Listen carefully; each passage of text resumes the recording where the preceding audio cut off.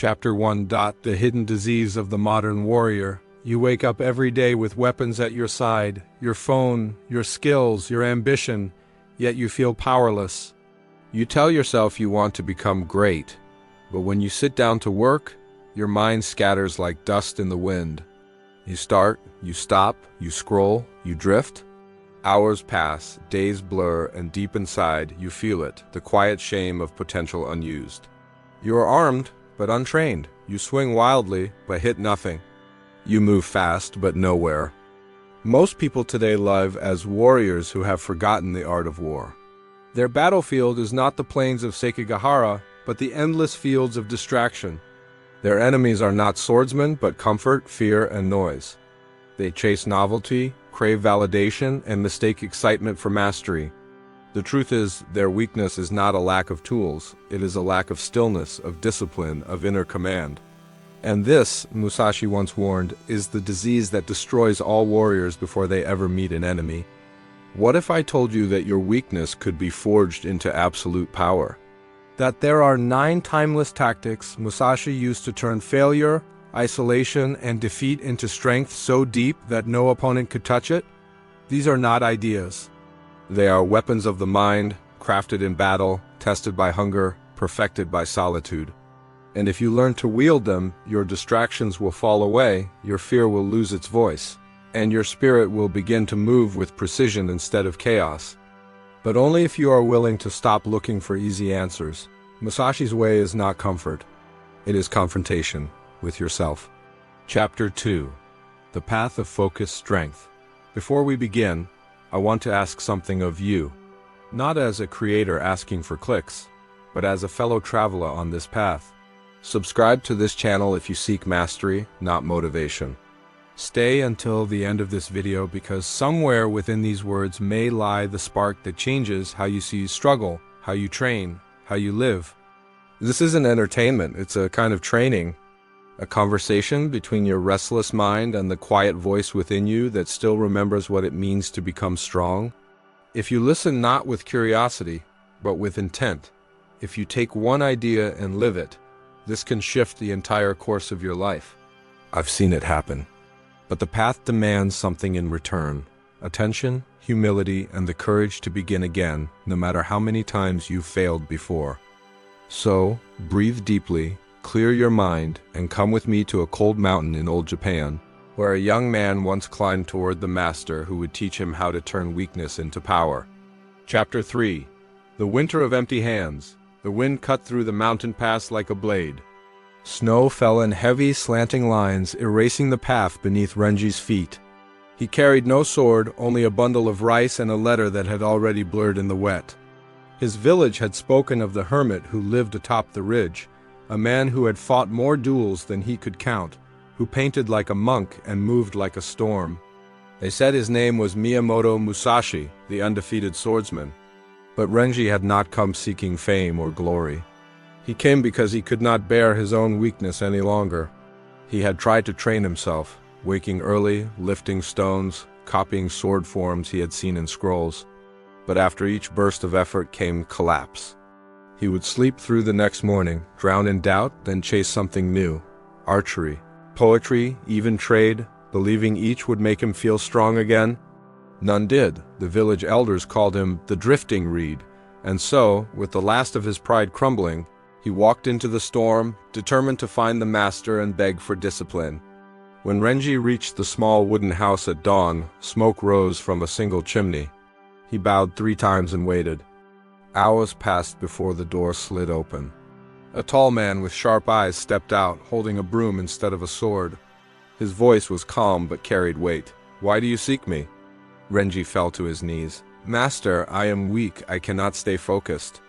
I wish to learn the way of the sword." Musashi looked down at him for a long time, then at the snow-covered path. "The sword?" he said quietly.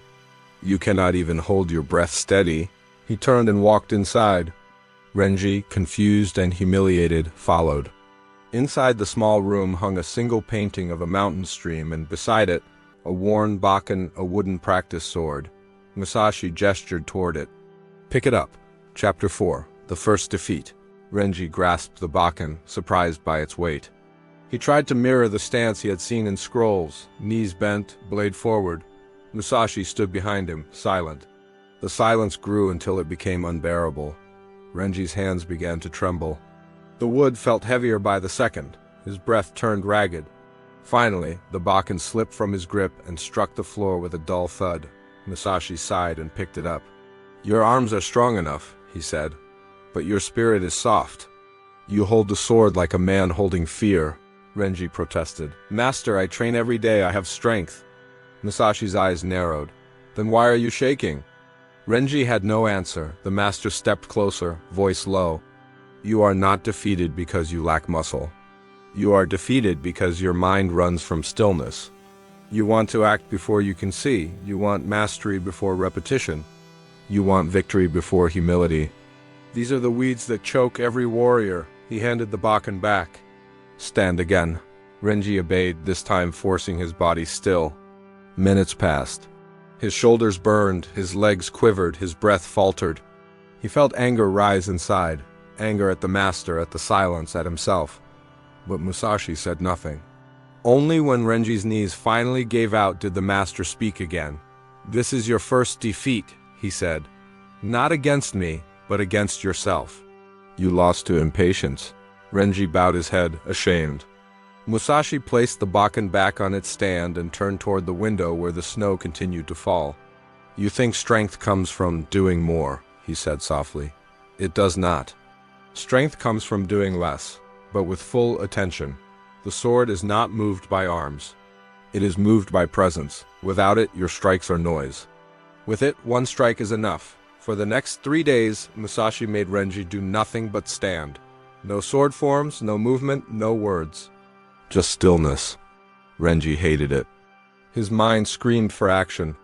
He imagined running back to the village, back to warmth, back to distraction. But each time he moved, Musashi would appear silently behind him and whisper, "Stillness is the forge. Until you burn, you will not be shaped." On the 4th day, Renji's breathing slowed. The shaking stopped. For the first time, his body obeyed his will. The master nodded slightly. "Now," he said, "you are ready to begin." Chapter 5. Transition to the teaching. That night, by the fire, Musashi finally spoke of the path ahead. "You came here with weakness," he said. "Good. Weakness is the clay from which power is formed. But to shape it, you must abandon comfort, abandon pride, abandon haste. There are 9 tactics that will guide you. They are not secrets, yet few ever live them. They turn defeat into training, distraction into focus, and fear into motion.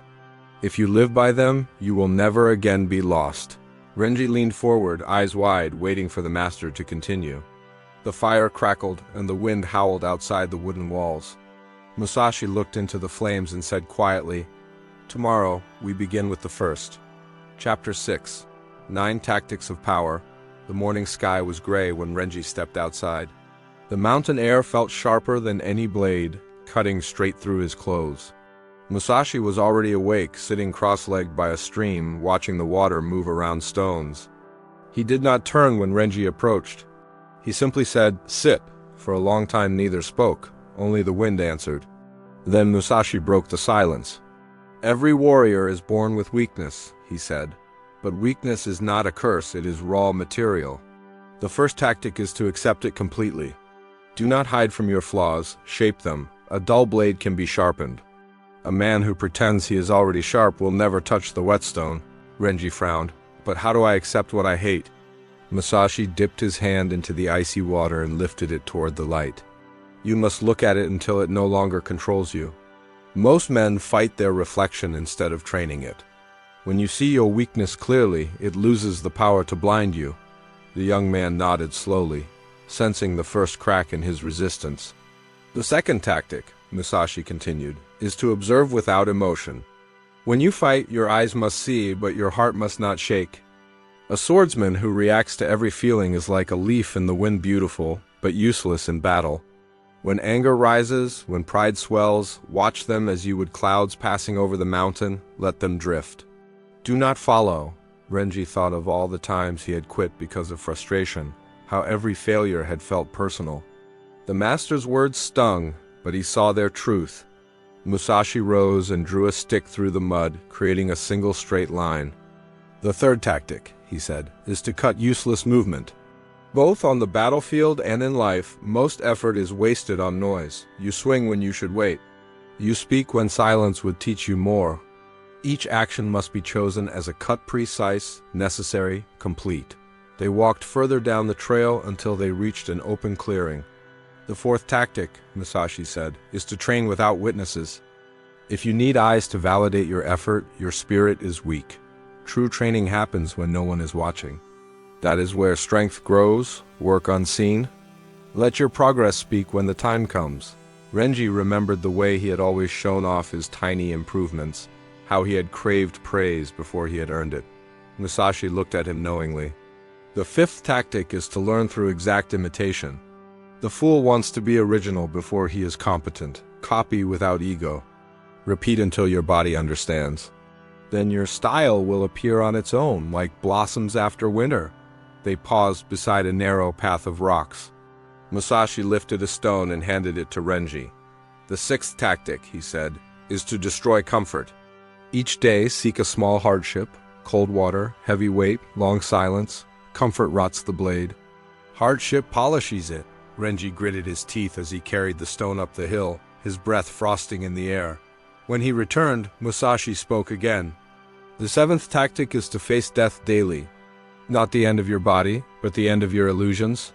Every day something must die within you: laziness, vanity, fear. Only when you lose them can you move freely." Renji felt something stir deep within, a small awakening of purpose. Musashi pointed toward the distant horizon where the clouds met the sea. "The eighth tactic is to see everything as training. When you walk, walk consciously. When you eat, chew as though sharpening your senses. When you argue, watch your breath. Life offers endless practice. The warrior who trains only with the sword will lose to the one who trains with existence itself." Finally, Musashi turned toward him and said, "The ninth tactic is to move with no hesitation. Once your heart decides, act instantly. Doubt cuts deeper than steel. The longer you wait, the weaker your spirit becomes. Mastery is not thought. It is motion flowing from clarity." Renji bowed deeply. "Master, I understand." Musashi smiled faintly. "You understand nothing yet. Now, live it." Chapter 7, The Fire of Repetition. From that day, Renji's life became a rhythm of struggle and silence. Before sunrise, he fetched water from the stream, chopped wood, and practiced his forms until his arms ached. Musashi rarely corrected him. Instead, he observed from a distance, letting failure shape its own lessons. When Renji faltered, the master would only say, "Again." Each repetition was a strike against the old self. At first, Renji hated the monotony. The same swing, the same stance, the same breath. His mind screamed for variety, for progress, for proof that he was improving. But Musashi's training left no room for applause. The days blurred into one continuous movement: cut, step, breathe, repeat. It was there, in the quiet exhaustion, that Renji began to change. His thoughts slowed, his body no longer resisted. The motion became meditation. One stormy evening, rain lashed against the roof as he trained alone. The mud beneath his feet sucked at his sandals, his fingers numb from cold, but he did not stop. He remembered Musashi's words, "Comfort rots the blade." He swung until his shoulders felt like fire. In the reflection of a puddle, he caught a glimpse of his own face, calm, steady, expressionless. For the first time, he understood what it meant to observe without emotion. Musashi watched from the shadows. "Now you begin to see," he said quietly to himself. When the mind becomes still, the body moves by truth. Weeks passed.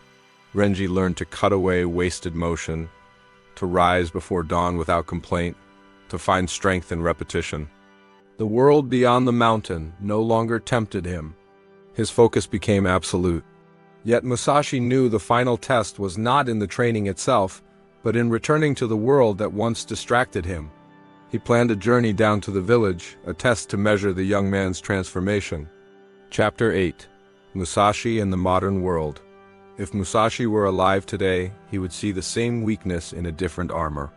The modern warrior wields laptops instead of swords, and his battlefield is the world of screens, meetings, and endless noise. Yet the principles remain unchanged. To master anything business, art, fitness, or love, one must accept weakness as the beginning. Just as Renji faced his trembling hands, you must face the parts of yourself you avoid. Denial is the first enemy of progress.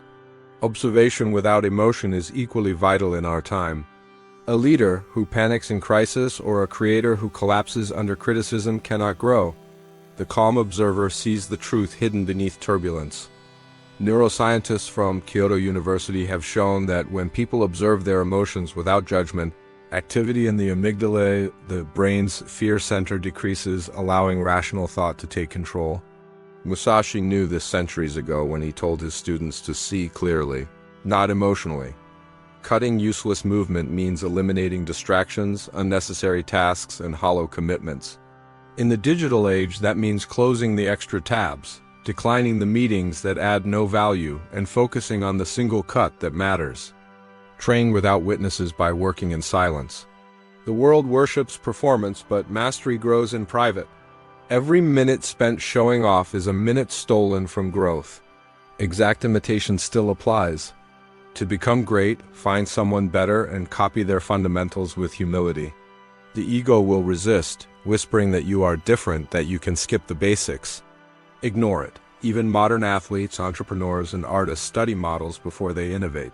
Copying is not slavery. It is apprenticeship.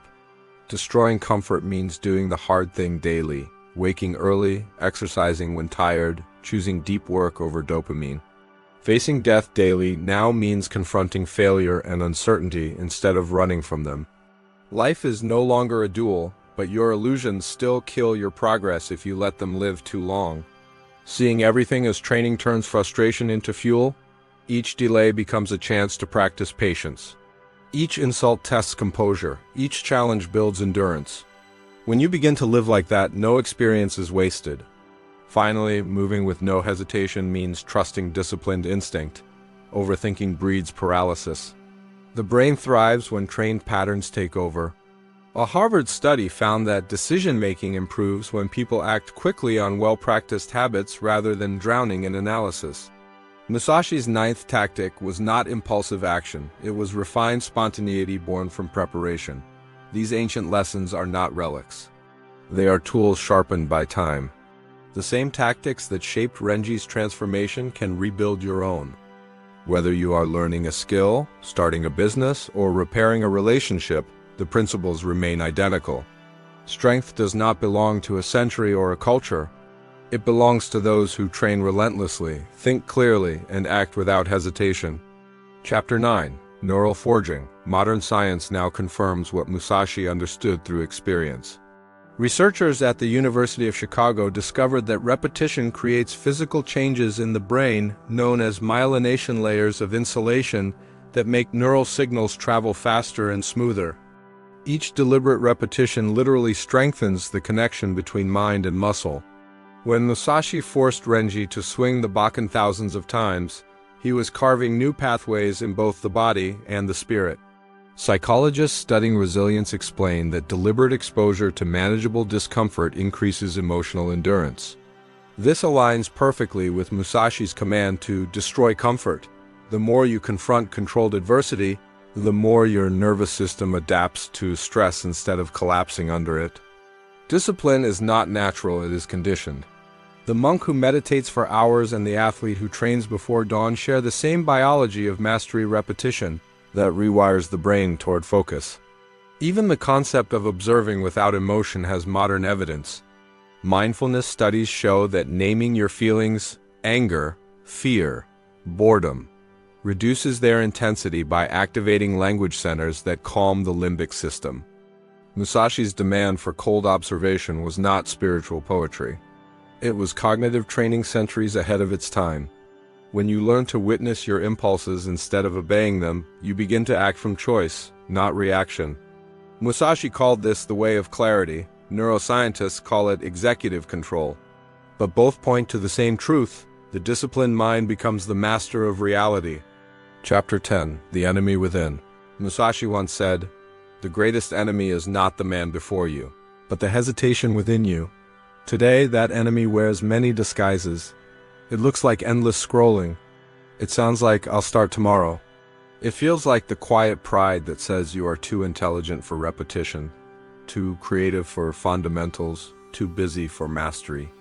You have convinced yourself that small bursts of inspiration can replace years of disciplined effort. That is the disease of the modern warrior.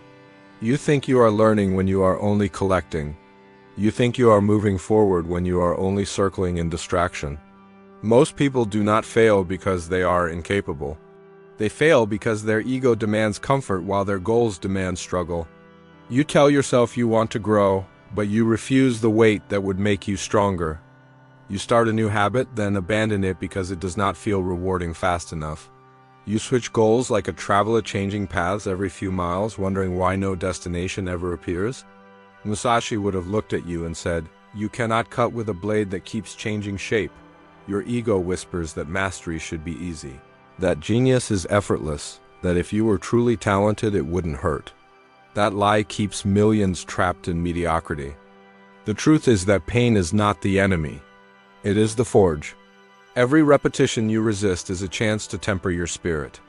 Every failure you run from is a whetstone waiting to sharpen you. The ego wants admiration. The master wants progress. Which one do you feed every day? Renji too once fed his ego. In his early days of training, he dreamed of recognition, of returning to his village as the disciple of Musashi, feared and praised. But the mountains stripped him bare.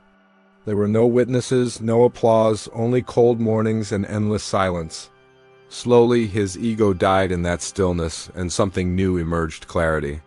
When the need to prove himself vanished, the training itself became joy. He no longer sought mastery, he lived it.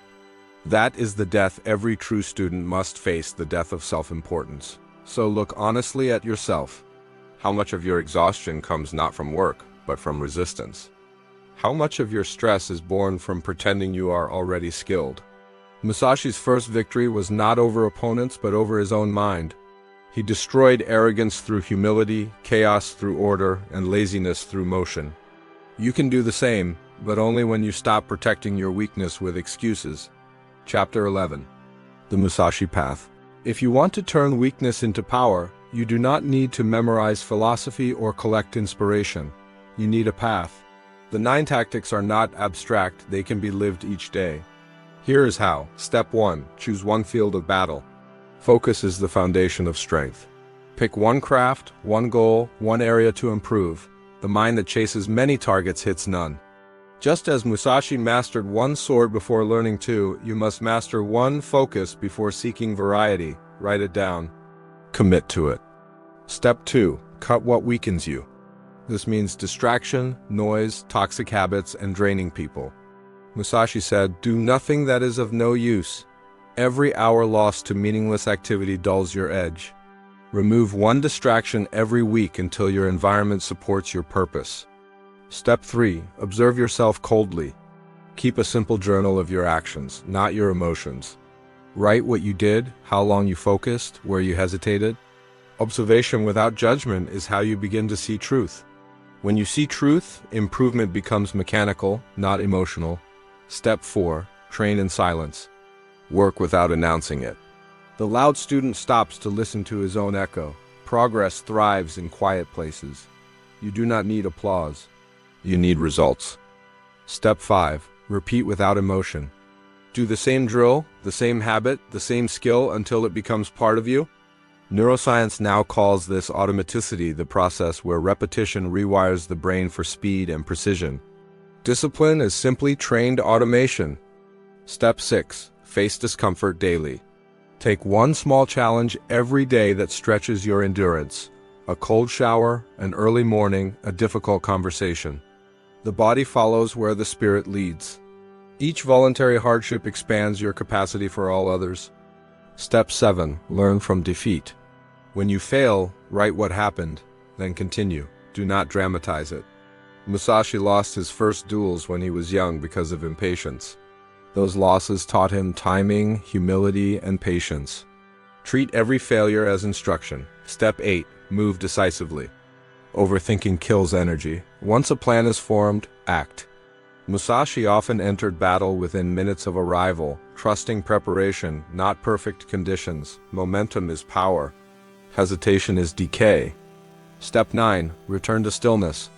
End each day by sitting in silence. Reflect on your actions, your growth, your mistakes.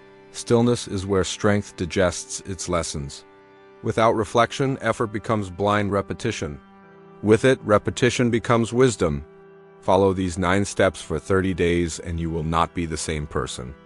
Your mind will grow quieter, your will stronger, your sense of purpose sharper. The world around you will still shout, but its noise will no longer pierce your calm. You will begin to live as Musashi lived, moving through chaos with grace, carrying storms in silence. Chapter 12. The day the sword vanished, spring returned to the mountain, and with it came a soft rain that coated the earth in silver mist. Renji's movements had grown fluid, almost effortless. He no longer thought of each swing or stance. His body simply knew. One morning, Musashi called him to the clearing where they had first trained. "Show me what you have learned," he said. Renji bowed and began to move. Each cut flowed into the next, smooth as the stream below. His breathing matched the rhythm of the wind. When he finished, Musashi nodded, expression unreadable. "You have learned well," he said. Then he took the bakken from Renji's hands and placed it aside. "Now you no longer need the sword?" Renji looked confused. "But master, how can I fight without it?" Musashi smiled faintly. "Because the sword was only ever a mirror. You were never fighting the world, you were fighting yourself. When the enemy within is gone, the blade becomes unnecessary." For a moment, Renji stood in silence, the rain washing over him. He felt no triumph, only a deep stillness, as if the mountain itself had breathed into him. He understood now what true power was, not domination, but self-command. He bowed deeply. "Thank you, master." Musashi turned toward the path that led down the mountain. "Go," he said. "Your training is to live." Renji walked down the trail, the world opening before him like a new dawn. Each sound, each breath, each step was an extension of his practice. The storm within him was gone. He had become his own weapon. Chapter 13. The path continues. Now, as you listen to this, ask yourself, who are you right now? The untrained swordsman swinging wildly at life, or the one who has learned to see, to breathe, to move with purpose? You may not carry a sword, but your days are filled with battles against distraction, fatigue, doubt, and fear. You can continue as you are, letting the noise command your attention, or you can begin today to forge yourself in the quiet fire of discipline. Imagine 1 year from now, your mind steady, your habits sharpened, your goals no longer floating like clouds but anchored in clarity. That transformation will not come from more motivation or clever tricks. It will come from the same thing that transformed Renji: repetition, humility, and presence.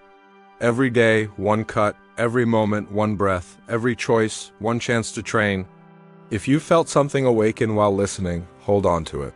Do not let the next video, the next notification, steal it away. This spark is rare, and if you feed it, it will burn away everything false in you. Begin the Musashi path now. Choose one skill. Remove one distraction. Train 1 hour. Reflect 1 moment. The simplest actions done with full intent become sacred.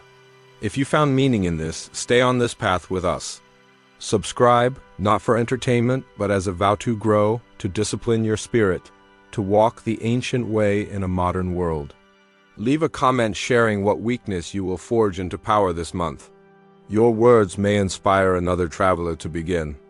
The road ahead is long and steep, but every step will change you. Remember Musashi's final lesson: walk the path or be walked upon. You do not need to be perfect. You only need to begin. The mountain awaits. The sword is already in your hands. Step forward, warrior, your training starts now.